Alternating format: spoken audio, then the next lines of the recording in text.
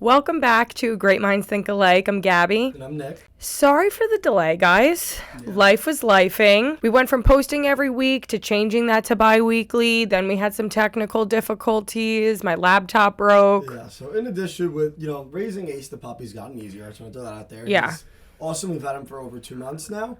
We've finally settled into our schedule with having the new puppy. Now, in the past few weeks, like you said, your laptop broke, and then something else happened. You went away, and I was away. A lot of life came in, but we're going to try to get back to a routine now where it's every other week posting. Yeah. On top of everything I just said, we're in the height of the spring and summer market right now. Like, we're both working hours every day, like into the night. So it's hard to put these together at the height of the spring market. So thanks for bearing with us while a ton of life challenges come our way. Yeah, and I will say, too, we try to keep it super real with you guys on this podcast, and I think I bit off more than I can chew. Definitely hit burnout, and that's not something that I ever want to show up for you guys in, and so, yeah, we are here now, and we're going to get back into it, but we just wanted to let you know that that's what was going on. Yep, exactly. So, now that we're back, welcome to the next episode. We want to hit during this episode on your why. So this episode is going to look a little bit different. We're not doing our traditional business, lifestyle, real estate segment. Actually, we do have a real estate segment, but we're going to talk about our why. So we had a whole other episode prepared, but I listened to the podcast yesterday. It's The One Thing. It's a Keller Williams podcast hosted by Jay Papazan. And the episode yesterday was about personal branding, and what they said was really profound, and it helped me. I kind of had a breakthrough. In that episode, they talked about what problem are you solving with your personal brand, who are you serving, and what is your why. So that's what we want to talk about today. Yeah, so question for you, because I didn't see this podcast episode. Yeah. So like the viewers, I don't know what you're talking about either, but I'll probably give it a listen after this. So you said that it was about your personal brand, figuring out what the problem is, and who you're serving, and you're saying that brought into the why. Can you explain, how does the problem you're solving, the people, how does that go into your why? So if you start with the problem first, it makes you think a little bit. It makes you think, okay, what am I actually trying to achieve here? And it's funny because in that episode too, they said, figure out your problem that you're trying to solve in one word. And that's tough. Right, that's tough. One word. And so I thought about it, and I think with this podcast, in one word, the problem that we're trying to solve is unattainability. I would agree with that. Yeah. There's a few other words I could think of too, but I think that's a good problem we're trying to solve, unattainability, because everything that we say on here and everything we're doing is talking about how these big picture things that sound so out of touch for people in our generation actually isn't. Exactly. So that's why I say that. I kind of agree with that. Yeah. I mean, we talk a lot about happiness overall. That's something, but so that pops in my head. Right. But I mean, at the same time, unattainability is our overall problems. Yeah, that's the problem. With finances, with business, with health, with real estate. We're saying all the things, that are unattainable. We're breaking down how to do it. So we go from unattainability, and who are we serving here? Because our generation, the millennials, the Gen Zers, anyone below that or slightly over that, we were dealt a shitty hand. Let's be real. In some sense. Yeah. In some we were dealt a good hand, but in some economically, I'm really speaking economically. So a lot of people feel that it's unattainable to purchase a home at this age. And that is another one of our whys. So we said this in the first episode, and here we are, episode 24, breaking it down again, because I think it's important to just reestablish that that's what we're here to change. If you come up with a plan, you can attain a home. If you are unhappy with your 9-to-5, you want to chase your dream job, you want to start a side hustle, we are here to tell you how to attainably get that. We want you to be happy, and that's our overall goal. But our real problem that we're solving here is the unattainability. Yeah, and I go back, it's funny because every generation has their pros and their cons. So when you say we were dealt a shitty hand, I would agree with you when it comes to real estate. I would agree with you when it comes to certain prices, inflation, groceries, housing. Yeah. There are a lot of shitty hands we were dealt on the expenses side. I also like to look at the other side of the cloud. We were also dealt some excellent hands, and that's with opportunity.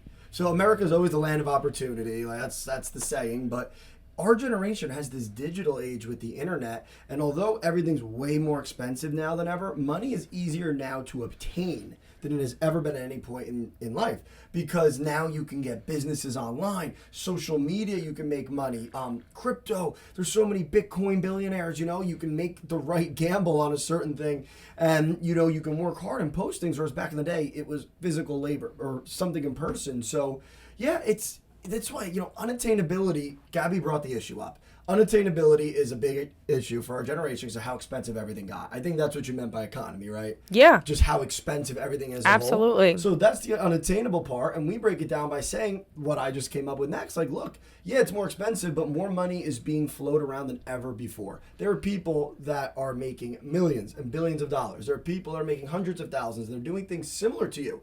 Like, why not you? That's what we say. Why not you? Figure out what they're doing. You have the internet. You have social media. It is so much easier today than other days to just get something, stick to something, and make extra income. And that's why, of course, everyone our age knows that you can make a ton of money on TikTok. You can make a ton of money posting. You can make a ton of money by investing in cryptos. But a lot of people, they're scared to take up space. They're scared to what their friends from high school might think. They don't sacrifice. Exactly. We're out here recording this at 7, 8 o'clock at night after a long day of work and commuting. Like, it takes sacrifice to do things, and some people aren't willing to do that. And I don't know. You have to take your pick. Do you want a chill evening, or do you want the life that you want to live? Choose your heart. Choose your heart.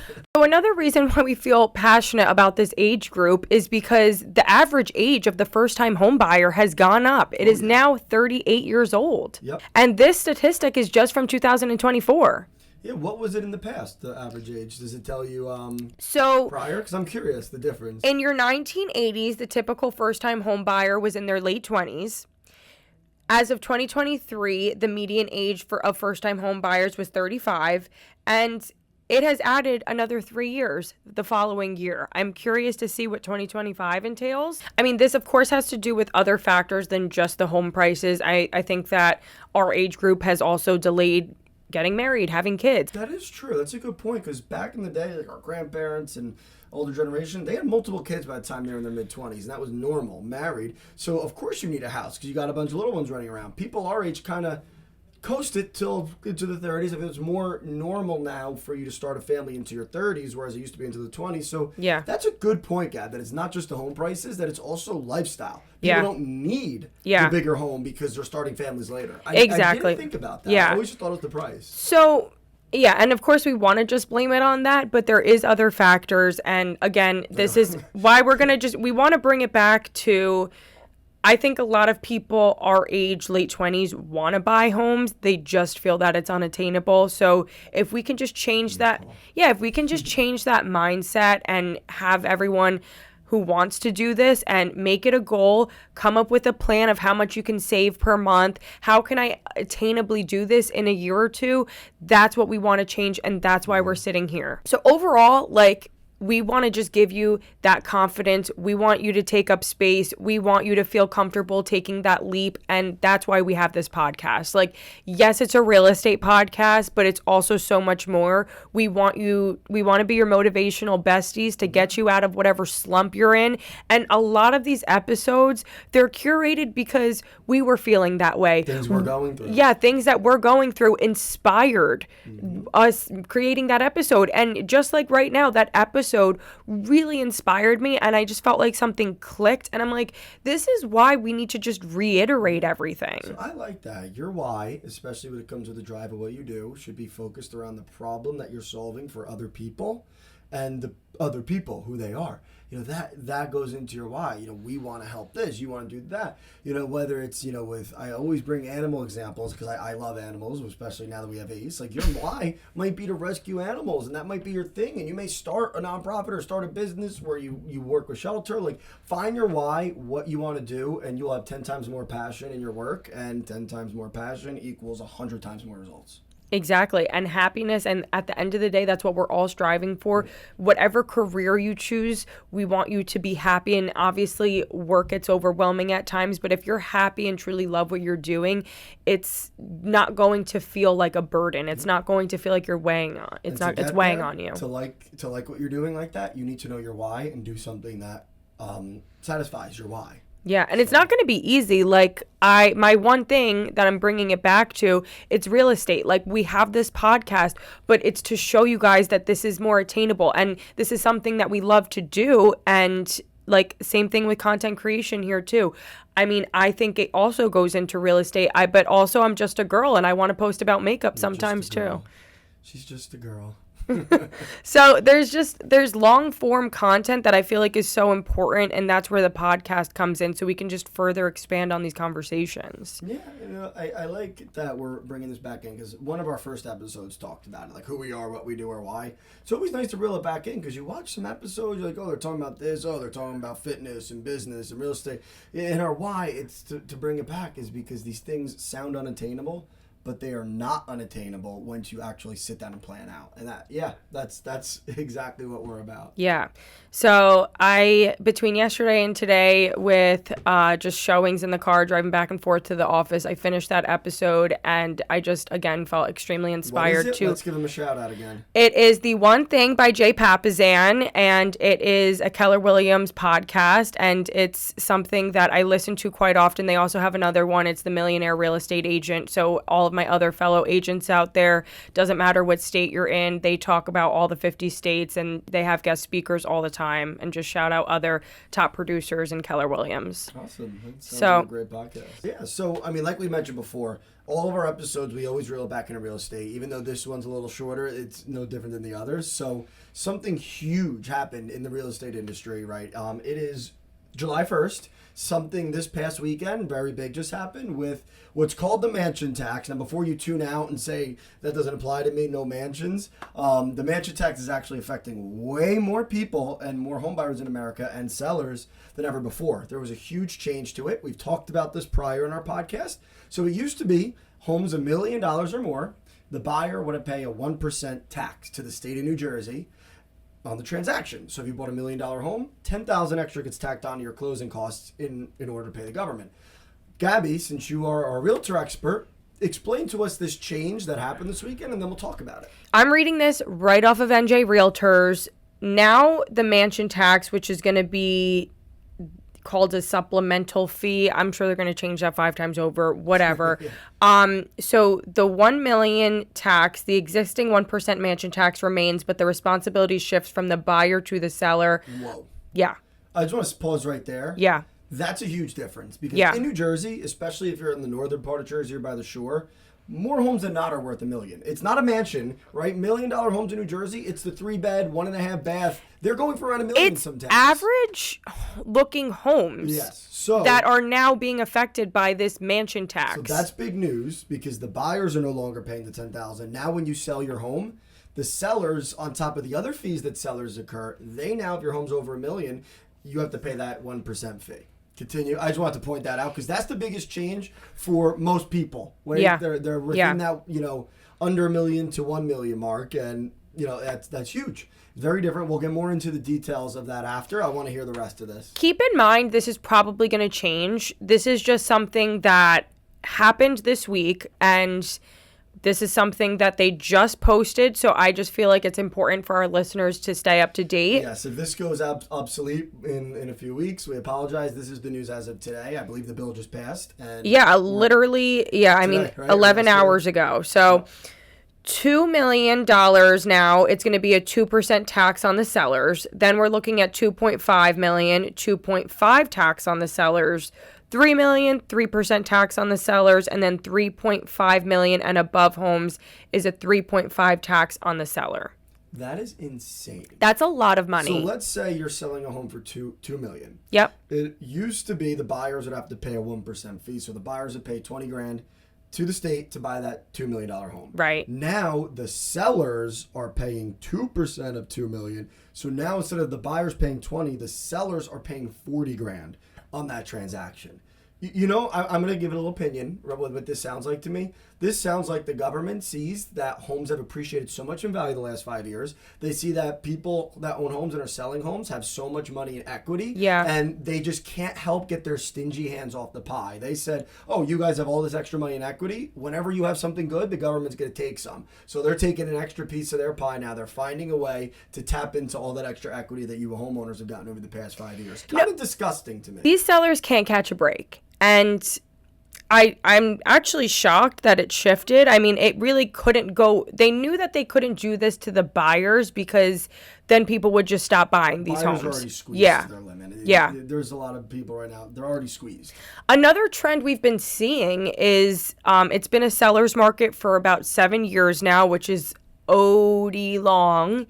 And with that being said, there's buyers that are stretching themselves so thin. And when you get to the inspection period, what we've been seeing is if the sellers aren't a decent human being, I'll just call it, and willing to help and give credit and meet the buyer halfway, the buyers are walking. Yeah, I call it buyer fatigue. And I've talked to a lot of agents, especially in my parts in northern Jersey. And they're saying the same. They were saying, is a quote from some really good agents that come to mastermind in my office, that last year for every home that was for sale, if there was 15 offers, there's 3 to 4 this year. Yeah. So that's what they're seeing in real time. That's not an actual data stat or anything. This is just word of mouth by agents out in the field. Yeah. So, what they're saying is there's already less buyers. Buyers are not just bidding like crazy. And what Gabby mentioned is when they do get under contract, they're not as desperate. If the house is in shambles and the sellers aren't willing to budge, unlike prior years or how buyers would be like, okay, just please sell it to me, I'll take it. Buyers are getting fatigued and putting their foot down and saying, no, I'm done. There's plenty of buyers who are out of the market right now because they can't push their budget so high. And there's others who are in the market but backing out of deals because things are unreasonable. So, they're already squeezed. And now, obviously, this mansion tax is a whole different bracket. People, not your first-time buyers. This is more of your sell and buy because, a lot of people may have bought homes for normal prices, 4, 5, 6, and now those homes are worth $1 million. They're the ones that are getting taxed on it. But, this is my opinion, who's going to come back to? The buyer. Mm-hmm. Because when the sellers are picking the number that they want, how much they want to profit, they're deducting their mortgage and all the fees and commissions. Now, if there's an extra $10,000, $20,000 in fees, they're going to want $10,000, $20,000 more for their home. So this may just cause buyers to pay more in the purchase price because the sellers have to pay this mansion tax. So it now might hurt both sides. So, there's a lot of assumptions you can make from it. Overall, I just don't think it's a good move. I think it's a greedy, quick money snab by the government that they saw that values are up and they're trying to get more money out of our pockets. We just did a random example of a $12 million home. We looked at the 3.5% tax, $420,000 that the government would be receiving on a $12 million home. That they wouldn't have gotten yesterday. Yeah. Or before July 10th. When it's going to technically be into effect July 11th. You can argue, if you have a $12 million home, you can afford that. Like, sure, but that's not the point. It's why is the government now all of a sudden getting almost $500,000 from this transaction where they wouldn't a few weeks ago?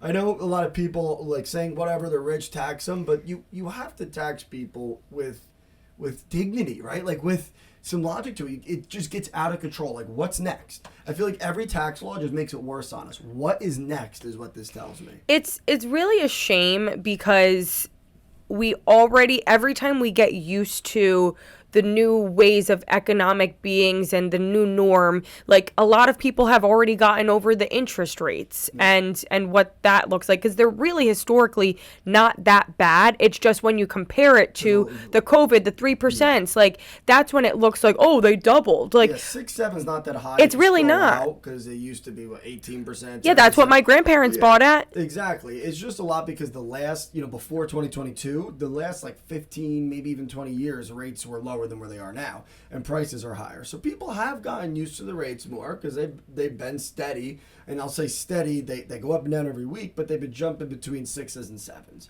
People are used to that now, and they're even getting used to higher home prices.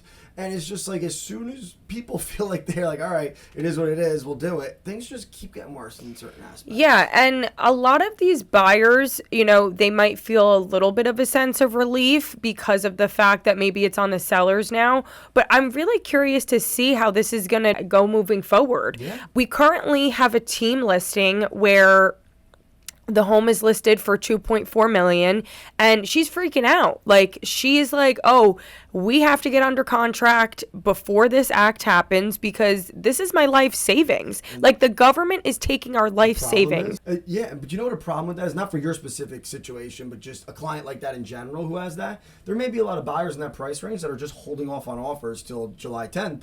The date that or 11th, so that this is passed on to the seller. So there might be a little freeze in offers acceptance right now in that price range. So let's just sort it out. Yeah, it's really uncertain, that's for sure. And we can just all we can do is keep you guys educated. This is what we know. This is what NJ Realtors is putting out for us to know. So we'll do our best to keep you guys updated on this. But like Nick said before, people have the mindset of tax the rich. This is affecting everyday people as well. Especially at the $1 million range. Maybe 10, 20 years ago, $1 million home was a rich home. Nowadays, it's you walk around a normal looking neighborhood and you'd be surprised some of those homes are that. So this is not just affecting the rich. This is affecting your everyday people who made a good move and bought a home a while ago and it's up. So you've heard our opinions on it. I'm curious, what's your opinion on it? Is this a good thing? Is this a bad thing? What do you think? I don't think anyone's going to say it's a good thing, but I'm curious. Some people may want tax. Some people want higher taxes for the rich. It may yeah, be. Drop it down in the comments and let us know what you think. To my opinion, some might say, oh, well, they gained so much money in equity. What's an extra 20, 30 grand? Which I get that, but not to the government. Not to the government. I may agree with you where you say, okay, they made so much money in equity. What's 30 grand? That's being greedy, complaining about that. Sure. But if it's going somewhere, I just hate that it's going to our government, which has proven that they mismanage our funds and been very corrupt with it. So I guess that's where my underlying problem with it is that it's going to the government. Preach. Awesome. So this episode was a little bit different. Let us know how you like the structure of this episode. Did you like us just kind of freestyling and, Freeform. Yeah, we still threw in business. We still threw in lifestyle. Of course, had like the career talks, the happiness talks, and real estate. But yeah, what do you guys think about that? Yeah. Would you like Let to us see know. more things regimented, or would you like to see more stream of consciousness like today? Yeah, because we didn't really prepare. We're just kind of talking from the soul. I think that's also the difference. But All right, well, thank you for tuning in and your patience on us getting this episode out. So enjoy it. Enjoy your holiday weekend, and we'll see you guys in 2 weeks. See you guys. Bye.